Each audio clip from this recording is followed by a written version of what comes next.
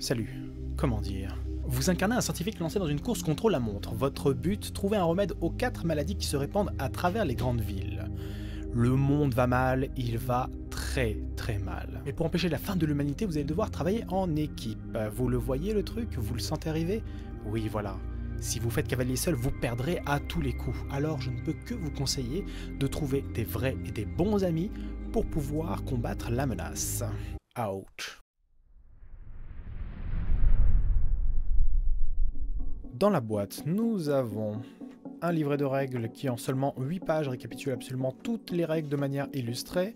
Il y a un plateau à détendre en 4 volets, des familles de cubes, des jetons de personnages, des cartes, plein. Et parmi ces cartes, nous avons des spécialités, des atouts à utiliser au bon moment, mais également les villes dans lesquelles nous allons devoir intervenir. Il n'y a presque aucun élément superflu sur le plateau. Et on va devoir surveiller ces deux marqueurs. Le premier indique la vitesse à laquelle on va morfler, l'autre c'est plus une menace qui plane.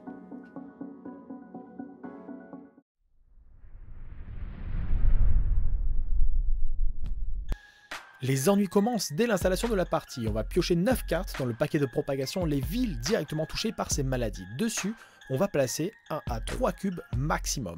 J'ai dit 3 cubes de maladie maximum. Du coup, rapidement, on va devoir décider des priorités. Parce qu'une ville qui a déjà 3 cubes de maladie et qui essuie une nouvelle contamination, eh bien, elle déclenche une éclosion et aussi une très vilaine réaction en chaîne.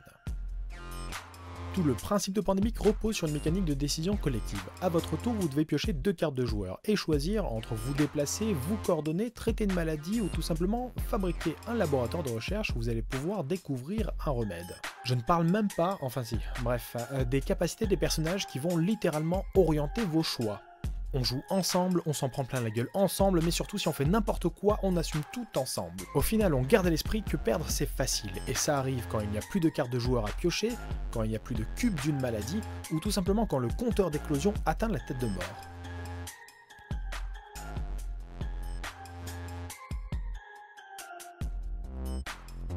En revanche, pour gagner, il n'y a qu'une seule solution. Il faut trouver un remède à chacune des maladies grâce aux cartes du paquet des joueurs. Alors vous allez me dire, facile. Eh non. Dans ce tas, il y a des cartes d'épidémie glissées dedans, et quand on en pioche une, c'est le drame.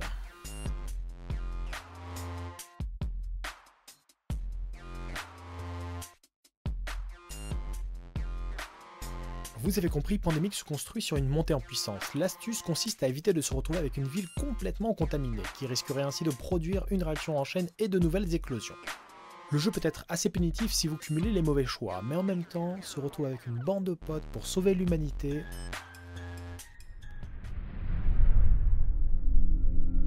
C'est parti, tout le plateau est installé. Nous avons les cartes de propagation, les cartes de joueurs, les jetons qui représentent les personnages et les remèdes qui ne demandent qu'à être découverts. Et maintenant, nous allons commencer la partie avec le tirage de 9 villes où commencent à se propager les maladies.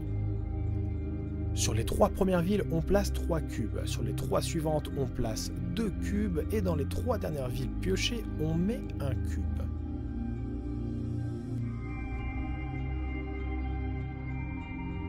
Tous les joueurs sont réunis à Atlanta et doivent dès à présent choisir l'ordre des priorités. Aller vers une ville contaminée, les traiter, ou alors construire un laboratoire pour espérer trouver un remède. Décider ensemble avant de tomber sur une carte épidémie qui mènera le monde à sa perte.